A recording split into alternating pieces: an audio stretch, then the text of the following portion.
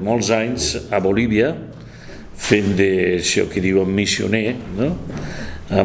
Sempre en pobles indígenes. Vaig estar molt temps amb els guaranís, he estat amb els quechuas, amb els aimares i un temps també amb el poble moxeño de l'Amazonia, i d'ells he après moltes coses.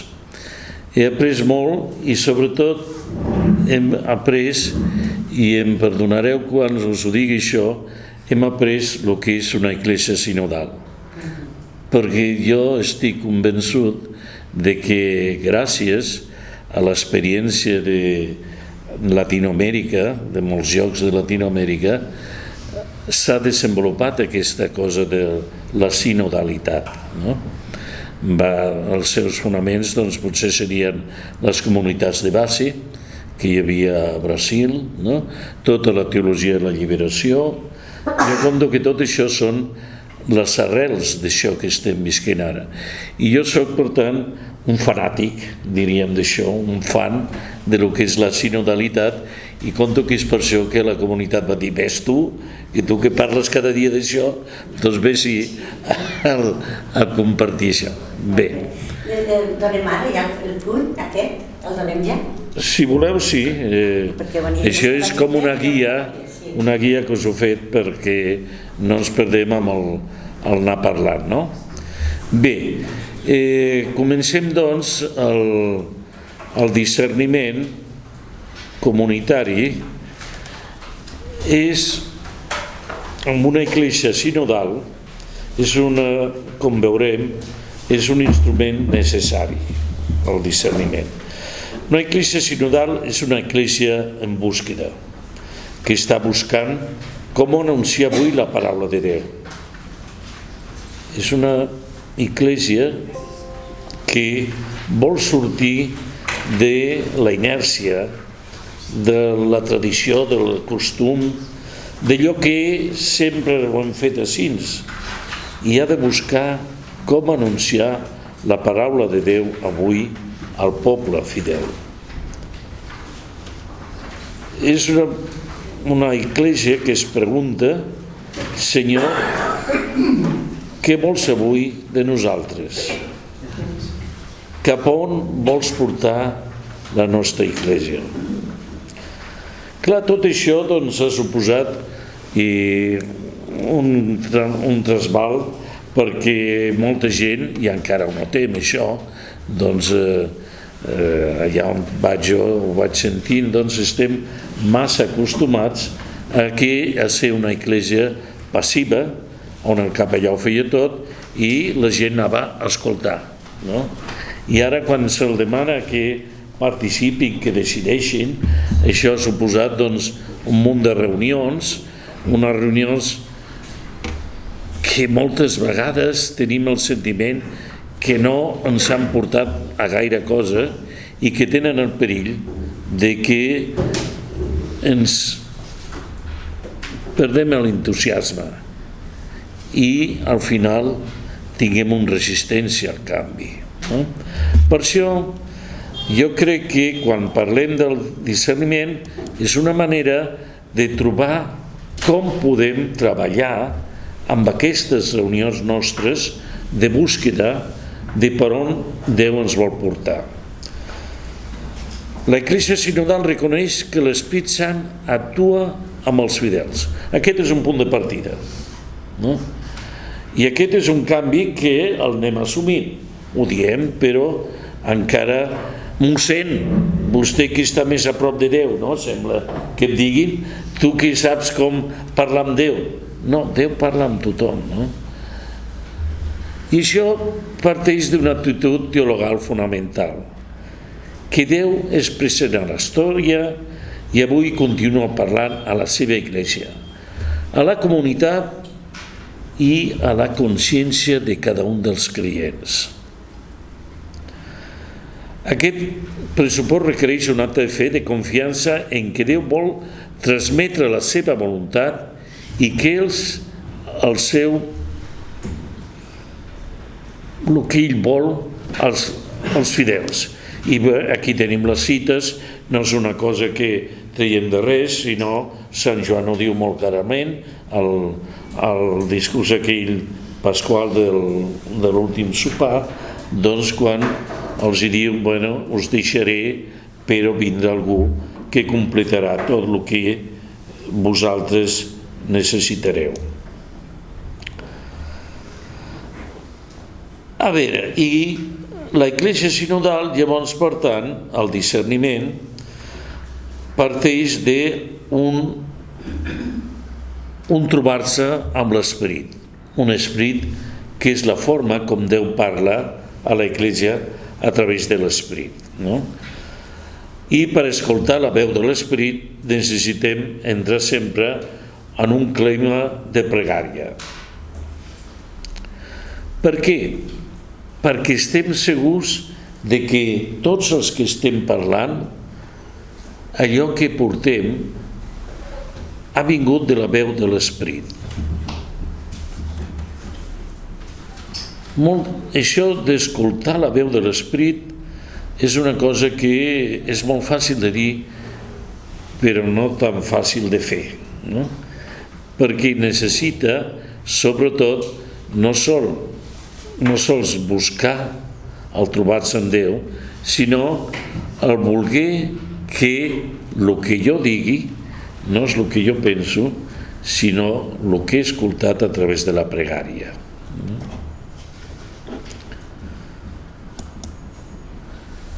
Què és discernir?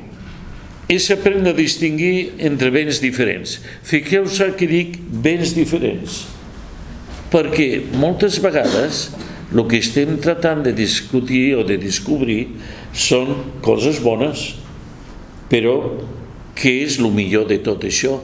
Què és el camí per el qual hem de seguir?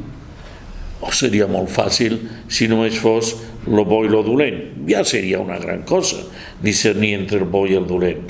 Però sobretot el que és important és com podem trobar de totes les oportunitats que tenim, quina és la que avui l'Església necessita. Voler trobar què ens demana Déu avui, més enllà dels interessos personals, buscar el bé comú i la fidelitat a la missió compartida. Per discernir junts cal construir uns altres, que les decisions que es prenen es comprometen a tots i són assumides corresponsablement. I això, fixeu-vos, ho veurem una miqueta més endavant, és important perquè estem massa acostumats a fer el que diu la majoria, no? Una mica d'història. Discerniment no és una cosa que s'hagi inventat ara amb el sínode, que hagi vingut, encara que avui s'està parlant molt, però jo us he posat aquí uns títols d'exemple, 4 coses que a la Bíblia, si busqueu el llibre dels Reis, ja trobareu allà que Salomó parla de discernir. O sigui, no és una cosa d'avui, no? Sant Pau anima a descobrir què és el que agrada al Senyor, que és discernir, no? La primera Església ja sabem que es van trobar al primer concili precisament per resoldre qüestions que afectaven a la vida de l'Església. Més endavant, els sants pares, diverses ordres monàstiques, parlen del discerniment. Però potser, al darrer temps, el que ha pres més força és la feina de Sant Ignasi de Loyola. Per això tu dius, el jesuïta ens ha de parlar de discerniment, no? El nostre fundador. Per què? Perquè Sant Ignasi de Loyola, agafant aquesta eina del discerniment, el va aprofundir molt i va convertir-lo en un camí per reconèixer els moviments interiors i descobrir així cap a on ens porta Déu. Els moviments interiors.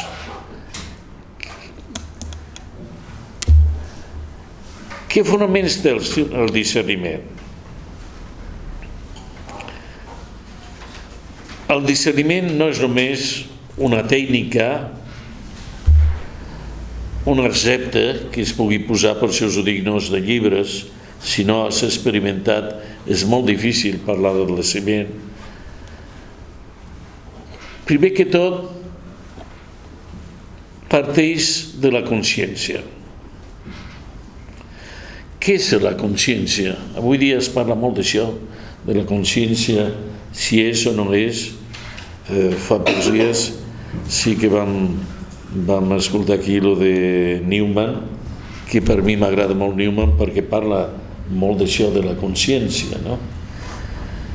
És aquest espai interior on només tu pots entrar per preguntar-te amb sinceritat què és el millor que puc fer en aquesta o aquella situació, sense que ningú escolti la teva resposta.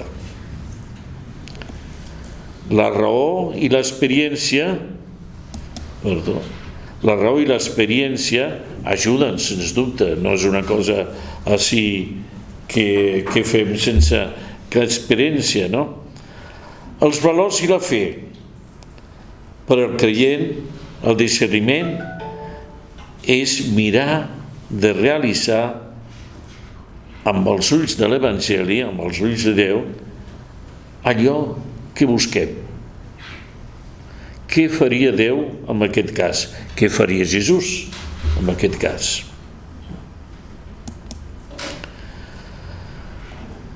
Per això és necessari saber escoltar. L'escoltar és la base del discerniment. I aquí es tracta d'escoltar, sens dubte, la paraula de Déu, escoltar la realitat que ens envolta,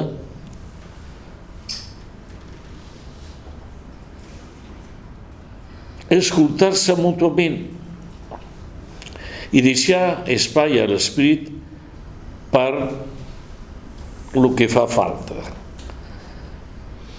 Pregària, diàleg sincer, llibertat interior i disponibilitat per deixar-se sorprendre.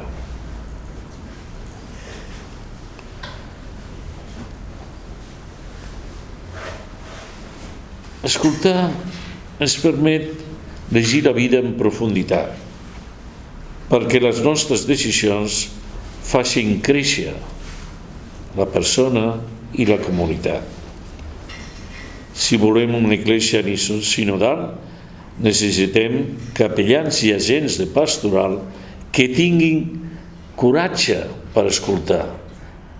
Coratge per escoltar, perquè no sempre és tan fàcil escoltar.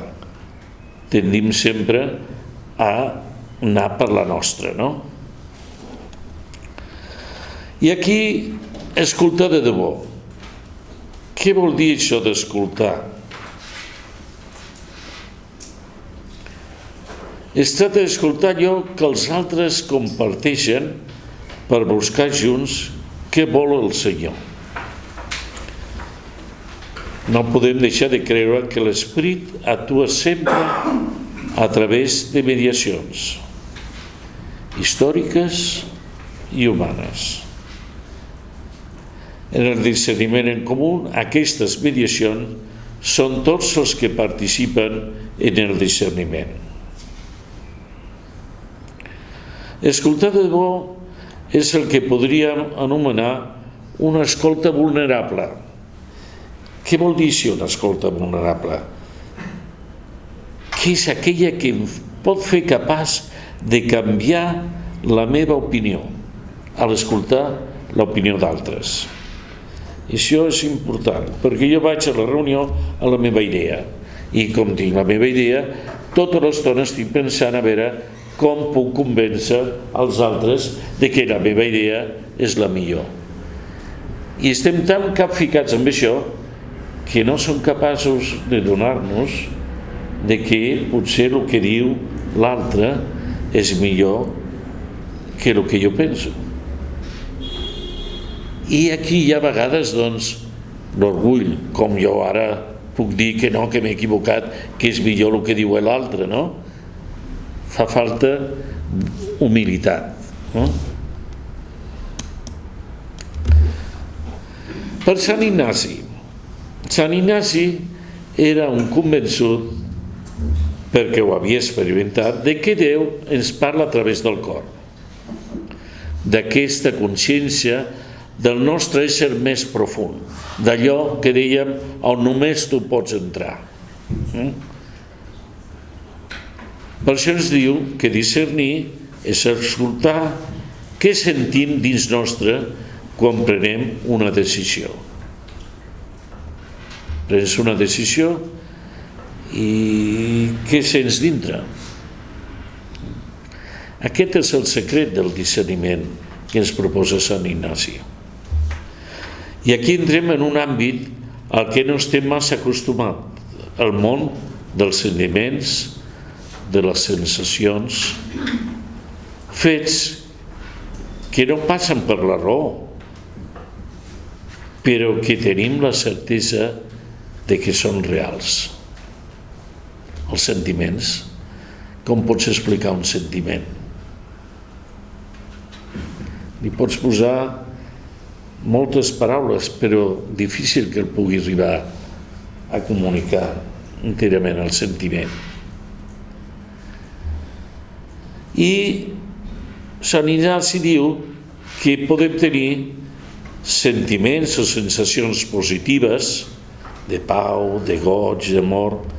Si prenc aquesta decisió em trobo alegre, no? Sento goig. O negatives, que quan prenc això sí, però hi ha alguna cosa per dintre que em diu no està bé. Sant Ignasi li posa aquests dos tipus de sensacions o sentiments uns noms. Quan és positiu, li diu consolacions, allò que dona pau, esperança, ganes de servir, no? Jo m'engres que si prenem aquesta decisió em trobo entusiasmat d'anar, sí, jo portaria. A vegades ho notes, a la discussió surt alguna idea i de seguida la gent comença a dir sí, perquè si féssim això, hi ha un caliu de voler col·laborar, no? Mentre que desolació és allò que t'apaga, t'aïlla, et tanca, no? Ja s'ho fareu, no? Sense això es pren aquesta determinació i al final un diu bueno, sí, ja us ho fareu, va pensant per dintre, no? Per tant, discernir per Sant Ignasi és aprendre a distingir aquests moviments interns, aquestes sensacions positives, negatives, consolacions, desolacions. I tots els exercicis, Sant Ignasi parla d'això, de consolacions i desolacions. I entrem al que vol dir discerniment comunitari, perquè Sant Ignasi, és veritat que va treballar primer el discerniment allà a la cova de Sant Ignasi de Manresa i allà va fer els exercicis i va com descobrir tot això de les consolacions i les desolacions, ho va trobant allà. Però després, si bé ell ho recomanava molt per tots els fets que cada persona, cada jesuïta o cada un vol prendre, també ho va aplicar al discerniment comunitari. Quan es tracta de fer les constitucions dels jesuïtes, doncs es troben plegats els companys i fan el discerniment. Què és el discerniment? No és una reunió de debat. I tampoc, que tu deies fa una estona, cadascú diu el que li sembla, no? No ho he pensat, però jo diria... No, tampoc és això. No? Té que ser... És una comunitat que vol escoltar l'Espírit Sant i no només les nostres opinions. No pot dir, se m'acudeix, he pensat que, ara penso. No. He sentit que Déu em deia que havíem d'anar per aquest costat. Això és el discerniment. I tot això perquè creiem que Déu pot parlar a través de la comunitat. Sentiré el que diu aquest, el que diu l'altre, el que diu aquell, i això em fa ressò també intern, no? I aquest ressò intern és el que m'ajuda a escoltar a través dels germans també la veu de l'Esperit, que pot ser que coincideixi o no amb la idea que jo tenia, sinó que podem descobrir que aquella idea que té el germà o la germana és millor que la que jo tenia. Les actituds bàsiques per discernir. Primer, voler de veritat fer el que Déu vulgui. Si anem amb la nostra idea i l'únic que volem és trobar-nos per fer el que nosaltres volem, doncs no té sentit que fem discerniment, no? No serveix de res el discernir si ja tinc la decisió presa. Cal dir amb sinceritat, Senyor, si el que jo vull no és el millor, ajuda'm a descobrir una altra cosa. I aquí ve una de les altres coses que són molt pròpies d'Ignasi de Loyola, que és la indiferència. La indiferència no vol dir que tant se me'n fum. No. La indiferència és que jo estic buscant què és el que Déu vol, no el que jo vull dir. Facis la teva voluntat i no la meva. Escoltar a Déu, no? Escoltar a Déu jo mateix o a través dels companys. Per això a la lletra petita posa una comunitat aferrada a una sola idea no pot discernir bé, no pot avançar. Si ja ens trobem per decidir això, que ja ho tenim pres, doncs no val la pena que ens ajuntem i que fem discerniment.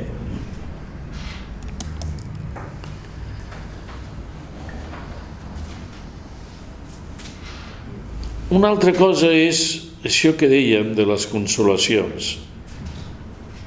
Fixar-se en la pau que genera una decisió. Ignasi diu, quan una decisió ve de Déu, normalment uneix, dona pau, obre horitzons. Si una opció crea tensió, divisió, mal rotllo, alerta.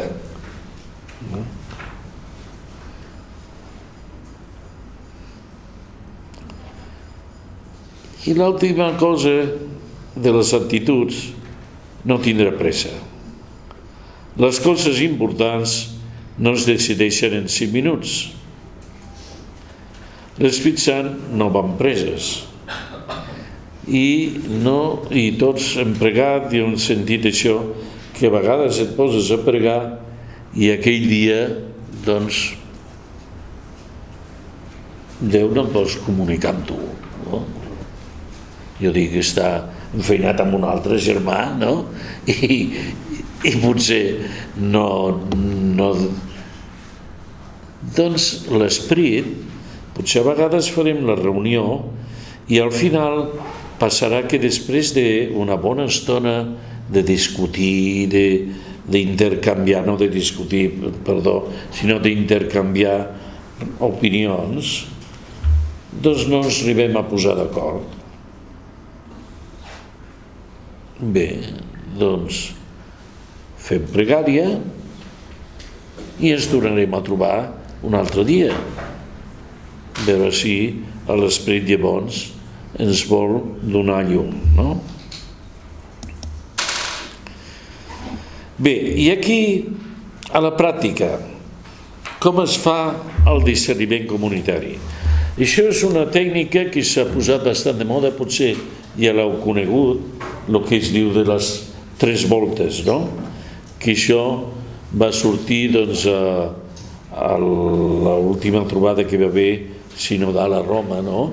I que de fet té molt que veure amb el mateix que fan al sínodo quan al claustre, quan al conclave, quan volen triar un nou servent del vicari de Roma, doncs què fan? Es troben, fan pregària, escolten, reuneixen, fan una votació, si estan d'acord, bé, si no tornen a fer una altra votació, no?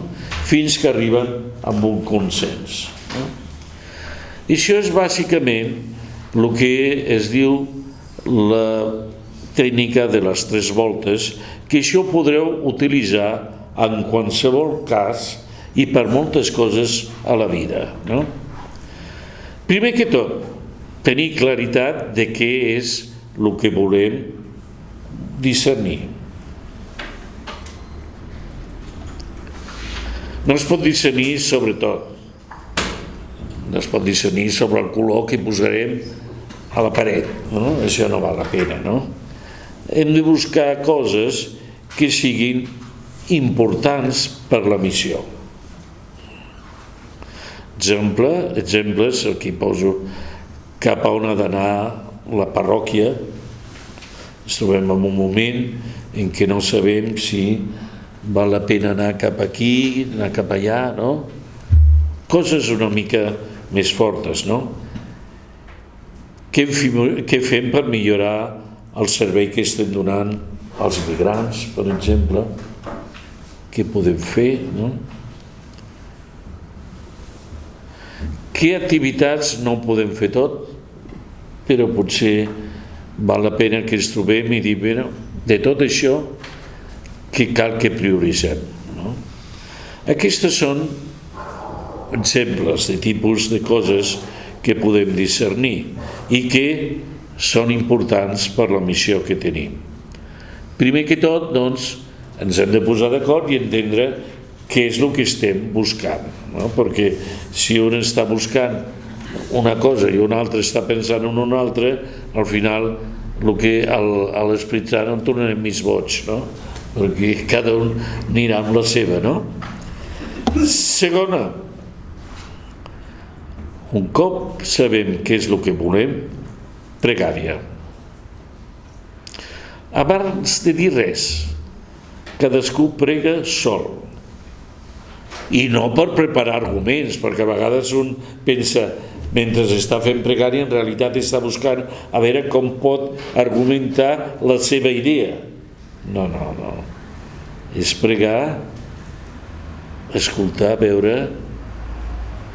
què és el que Déu et diu, no? I quan tu et poses en una de les situacions, trobes una consolació o una desolació. Et dona goig, o més bé no m'acaba de fer el pes, no? Pregària, no? Fonamental. Tercer, un cop hem fet la pregària, compartir el que hem sentit, el que hem viscut. I quan em trobo, no dic, jo crec que hem de fer això o l'altre, que és normalment com parlem, no? Si no m'has vist, dir, mira, m'he posat en aquesta situació i m'he sentit que em donava consol. Mentre que quan em posava a pensar en aquesta altra possibilitat, alguna cosa em deia que no anava bé. I cada un ho presenta, no? jo crec que hauríem de buscar de convèncer més gent perquè vagin al carrer a buscar la gent que està pel carrer, no? O jo crec que, no sé, hauríem d'anar pensant cada un i de les alternatives que tenim, quina d'aquelles em fa més goig, no? I aquí és important tindre en compte això. No es tracta de discutir, sinó d'escoltar.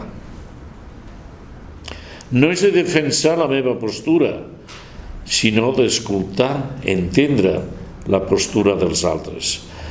Quan fem això, jo sempre dic que potser val la pena de que ho escriguim. Faig la pregària i a la pregària jo crec que Déu em parla que anem per aquí, doncs ho escric, no? El que he sentit, perquè si no a la posta en comú estàs més pendent de lo que Déu diràs de lo que diuen els altres, no és veritat? Per això ja ho portes escrit i ho tens aquí, quan et toca el torn ho dius, però mentrestant estàs escoltant. Per què? Perquè això és important per la... no sé què ha passat aquí que no es veu bé, no? Però... Què? Sí, no? I està aquí però no surt, no sé per què. Bé, però aquí ve la segona volta. Un cop tothom ha expressat el que ha sentit, no? Amb una segona volta,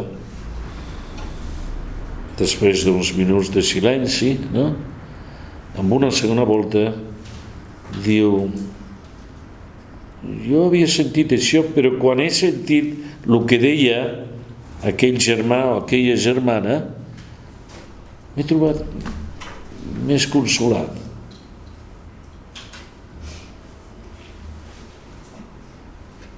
Veieu? És una resposta vulnerable la que jo dono, no? Que pot canviar, no? Avui diuen volàtil, potser, no? No és que sigui un baliga-balaga, però és que jo he sentit això, però Déu o l'Esprit m'ha parlat a través d'aquella germana, aquell germà, i fa que allò que he sentit que deia era millor que el que jo havia pensat. Aquesta és la segona volta. Llavors és la segona volta. La primera cadascú diu el que ha sentit. Uns minuts de pregària, de silenci, no? I a mi m'ha fet ressò el que han dit aquí, el que han dit allà, no? La tercera volta és buscar el consens. És a dir, tothom ha dit que li agradava el que ha sentit aquell germà, aquella germana, no? Coincidim tots. Si coincidim tots, hi ha consenso, hi ha consolació per tots.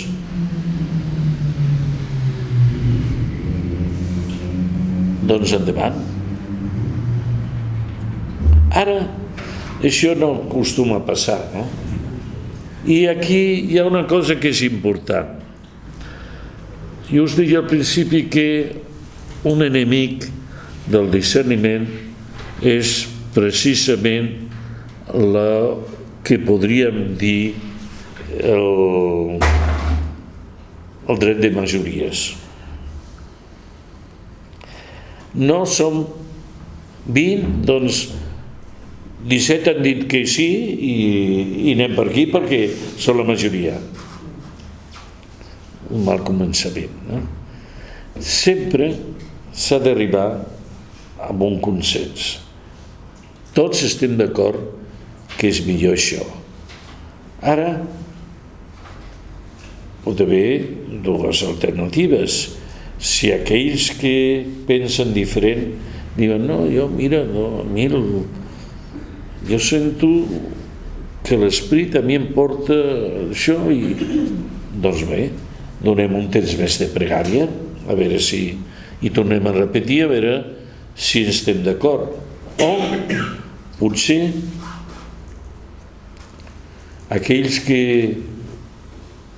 s'havien manifestat, que sentien un altre tarannà, doncs diuen, després d'escoltar tots, diu, jo sentia això, però després d'haver escoltat la veu de tots vosaltres, realment sento que l'esperit ens porta per aquell lloc. S'aplega a la majoria. Ara, no és bo de deixar doncs una minoria que no està d'acord. No, això no aniria per bon camí, no? Al final sempre es debilita la decisió, no? Bé, i anem acabant. Les trampes més habituals quan fem el discerniment comunitari. Primer que tot, voler tenir la raó. Jo tinc la raó perquè jo he pensat i això és així, i ja m'ha passat altres vegades, i jo sé el que passa, i això, i no el treus d'aquí. Pot haver una altra cosa també. Jo saps que no dic res. És una traïció a l'esperit, perquè l'esperit segur que t'haurà parlat també tu. I potser a tu t'ha parlat i volia que tu fossis el portaveu seu. I no, i tu dius, no, jo em buscaré problemes, encara que no estic d'acord, jo mutis a la gàbia, no? No, aquest no és, no? Un altre molt corrent, avui dia com tots anem enfeinats, vinga, va, ja, prou, no? Ja està bé de discutir, doncs, va, anem per aquí i s'ha acabat. L'altre és quan jo, és també una traïció molt greu, jo he sentit que Déu em porta per aquest camí internament, però si vaig per aquí, això a mi no em convé. Sotmeto el sentiment a la raó. I al final el que jo dic és el que jo vull, no el que he escoltat. Bé, aquestes són 4 coses que els llibres d'exercicis acostumen a sortir, no? I aquí, una vegada més, per discernir fa falta humilitat i sinceritat. No ens posem a discernir amb un grup amb què no tenim confiança, perquè prevaleixeran sempre els nostres interessos, les nostres quers. Ha de ser amb un grup que tenim confiança i que sabem que estem buscant el mateix. Llavors sí que escoltarem la veu de Déu. Si no, cada un escoltarà la seva. Bé, i m'havia demanat que posés unes preguntes ara pel grup, no? Jo posava aquestes preguntes, però que són preguntes, podríem fer altra cosa, no? Que és una experiència, però això ho podeu fer també vosaltres, no? Això de les 3 voltes, proveu-lo, però potser ara més bé són preguntes encaminades a veure el que hem parlat ara, si s'ha entès, si esteu d'acord, no? Això serien les preguntes. Molt bé, doncs això era el que us volia compartir.